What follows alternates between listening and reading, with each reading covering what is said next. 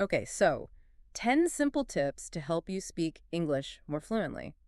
I don't know about you, but anytime I hear fast track, I'm definitely interested. But are these tips really the cheat codes we've been waiting for? Well, think of it less like cheat codes and more like, a well-crafted study guide, right? You still got to Mhm. put in the work, Right. but these tips can make that work much more effective. Yeah, I love that. Yeah, That's a great analogy. So no more just kind of meandering through a textbook, hoping something sticks. exactly. Let's talk about a few of these and, more importantly, how they connect to actually using the language. Yeah. For example, the source mentions practicing listening and speaking, which seems obvious. Well, sure. Yeah, to speak the language, you have to speak the language, right? Precisely. Yeah. But think about how often language learning focuses on reading and writing. Hmm. It's like a musician trying to perform a concerto flawlessly by just reading sheet music without ever picking up their instrument. Okay, you've definitely used that analogy before, and it's a good one. It's true. You need that practical, like, hands-on experience, those hours spent playing those wrong notes to really internalize the music. So how do we apply that same playing the instrument approach to speaking English? Yeah, that's where tips like talking to yourself and embracing mistakes come in. They might seem strange at first, but they directly address that need for active practice. Hold on, talking to yourself. I think we need to unpack that one a bit. Is that really a legitimate tip, or am I just going to end up, having full-blown conversations with my reflection? It might feel a little silly at first, sure, but there's actually some solid science behind it. When you talk to yourself in English, you're creating a judgment-free zone to experiment with the language. It's like having a private rehearsal space where you can work on those tricky pronunciations, try out new vocabulary, and get comfortable with the flow of the language. So it's less about having a full-blown conversation and more about, like, using your inner monologue as a practice tool. Exactly. It's about building fluency and confidence by getting those words out there, even if it's just to yourself. And this ties directly into another important tip, Oh. embracing mistakes. Ugh, mistakes. Everybody's least favorite part of learning anything, right? Right. But this source seems to suggest we should actually embrace those cringeworthy moments. Think about it this way. Each mistake is actually a valuable learning opportunity. Your brain is wired to learn through, like, trial and error. Sure. When you make a mistake, your brain takes note, adjusts its approach, and hopefully avoids making the same mistake again. Yeah. It's like building a neural pathway to fluency one stumble at a time. Okay, so you're saying that by avoiding mistakes, we're actually hindering our progress. In a way, yes. By staying in our comfort zone, always playing it safe with grammar and pronunciation, we might avoid those awkward moments, but we're also missing out on crucial opportunities for growth. It's like walking a tightrope with a safety net. You might not fall, but you'll never learn to truly balance. So it's about finding that balance between accuracy and Yeah, fluency, right? Because let's be real, no one wants to be stuck in textbook English forever. absolutely. Yeah. And that's where the next layer of tips comes in. Immersion and active listening. These are all about absorbing the language organically, the way you did when you were a child, learning your first language. Okay, so let's talk about immersion. The source mentions watching movies, listening to music, basically surrounding yourself with the language. Sounds fun enough, but how does that actually translate into fluency?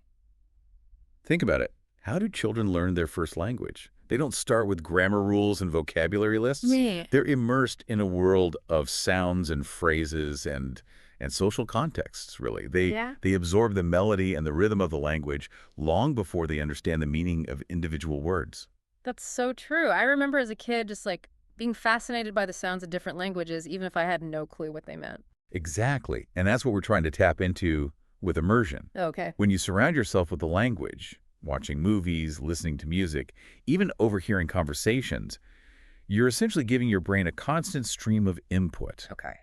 You start to pick up on patterns and intonations and common expressions without even realizing it. So it's like our brains are constantly analyzing this language data in the background, even when we're not consciously studying. Precisely. But here's the key. To make immersion truly effective, we need to engage with it actively. Okay. The source mentions a great technique for watching movies and TV shows. Okay. Start with subtitles, Uh-huh. then gradually wean yourself off them. That's interesting. I usually do the opposite, turn on subtitles when I can't understand the dialogue.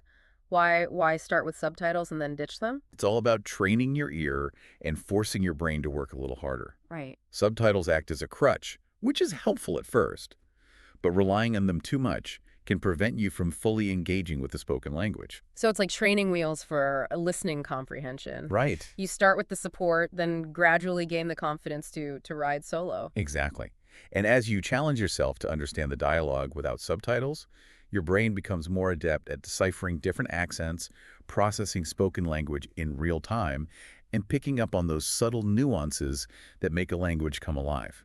Okay, I'm convinced. Subtitles, then no subtitles. It's like a workout for my ears. That's a great way to put it. So now what about music? The source mentions singing along to English songs, which sounds like a fun way to learn, but is it really that effective? It can be, but there's a crucial caveat here. Okay. The source specifically mentions understanding the lyrics first, and that's where a lot of people go wrong. I've definitely been guilty of that. Blasting my favorite English songs without having a clue what the lyrics actually mean. Right. So what's the danger of just singing along blindly? Well, you might unintentionally be memorizing incorrect pronunciation or grammar. Oh, okay. Remember, song lyrics often use poetic license, bending the rules of language for artistic effect. Right. So before you start belting out those tunes, take some time to read the lyrics, understand the context, and make sure you're not accidentally learning something that's just plain wrong. That makes a lot of sense, yeah. Yeah. It's like learning slang. Yeah. Knowing the meaning and context is crucial to using it correctly and not sounding like you're trying too hard. So when it comes to music, informed singing is the way to go. Exactly. Treat it like a language learning opportunity. Okay. Find the lyrics online, translate them if you need to, and then sing your heart out, knowing that you're absorbing the language in a fun and engaging way. Okay, so we've talked about embracing mistakes, immersing ourselves in the language, and even having conversations with ourselves, all of which highlight this key theme of active practice. Precisely. It's not enough to simply memorize vocabulary or grammar rules. Right. You have to actively use the language, push yourself outside of your comfort zone, Yeah. and yes, even make those cringeworthy mistakes along the way. And that's where the importance of establishing a routine and celebrating small wins comes in, right? Absolutely. These tips might seem less exciting than, say, singing along to your favorite English song, but they provide the foundation for long-term success. So true. We can't rely on like bursts of motivation or fleeting moments of inspiration. Right. We need a sustainable approach, Yeah. a system that keeps us engaged and moving forward. And that's where the power of habit comes in. Okay. The source emphasizes creating a study schedule, which might sound a bit dry, Sure. but it's about building consistency into your learning journey. Yeah, it's like that saying, motivation gets you started, but habit keeps you going, or something like that. But Boy. how do we actually make that happen, right? Huh. Because life gets busy and distractions pop up, and suddenly that English practice routine is out the window. Yeah, it's true. Building any new habit takes effort, but doesn't have to be overwhelming. The key is to start small and be specific. Instead of saying, I'll practice English more, think about how you can integrate it into your existing routine. Yeah. Can you listen to an English podcast during your commute? Right. Maybe watch an episode of a British TV show before bed?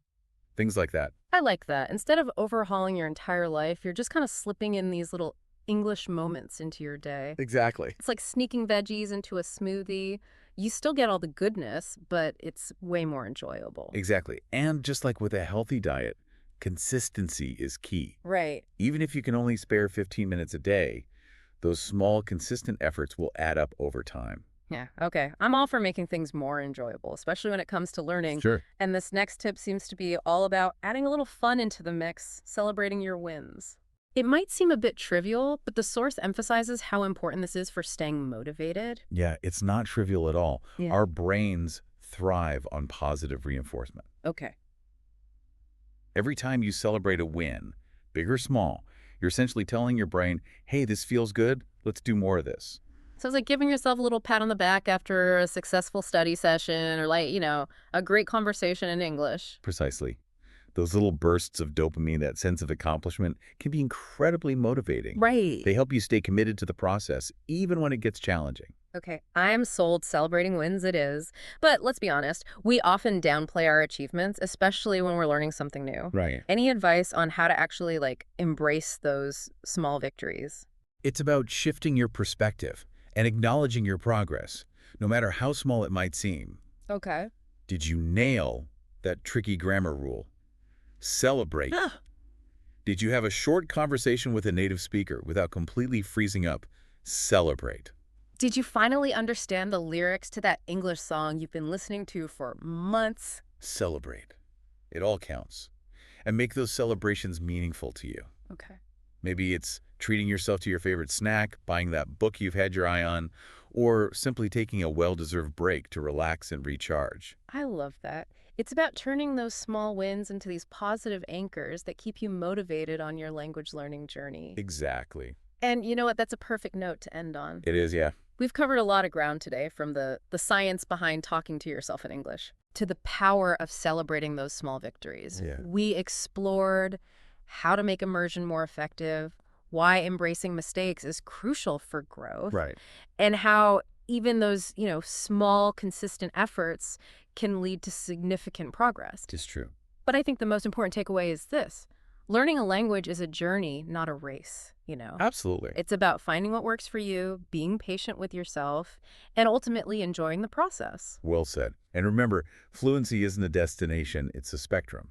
Right. There's always something new to learn, new ways to express yourself, and new heights to reach in your language learning adventure. So keep exploring, keep practicing, and most importantly, keep celebrating those wins. Absolutely. Who knows, maybe one day you'll be sharing your own simple tips for speaking English fluently with the world. I hope so. I hope so too.